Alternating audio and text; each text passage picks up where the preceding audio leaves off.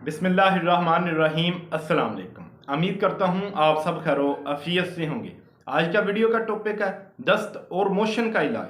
दोस्तों, दस्त एक ऐसी बीमारी है जो इंसान को पानी की कमी के साथ निडाल कर देती है, कमज़ोर कर देती है।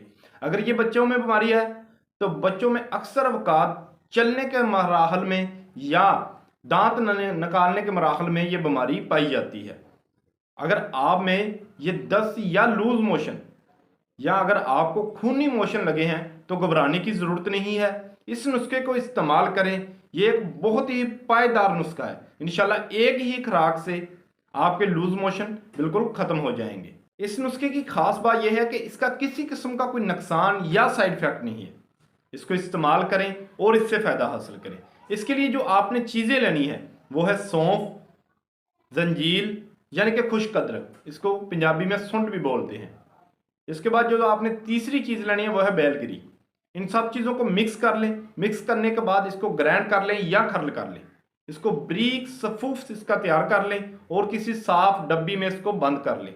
इसका तरीका इस्तेमाल, अगर आपके बच्चे की उम्र 1 माह से ऊपर है तो उसको आपने एक चुटकी भर खिलाना है। अगर आपके बच्चे की उम्र 1 साल से ज़्यादा है तो उसको आधा चम्मच भी आप खिला सकते हैं।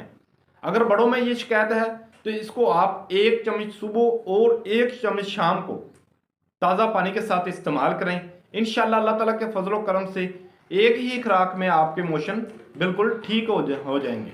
इन सब चीज़ों को आपने हम वज़न लेना है, बराबर वज़न लेना है।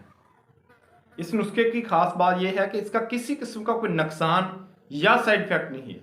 इसको इस्तेमाल करें और इससे फ़ायदा हासिल करें। यदि हमारी आज की वीडियो मज़ीद इस तरह की वीडियो देखने के लिए हमारे चैनल को सब्सक्राइब करें। शुक्रिया। अल्लाह हाफिज़।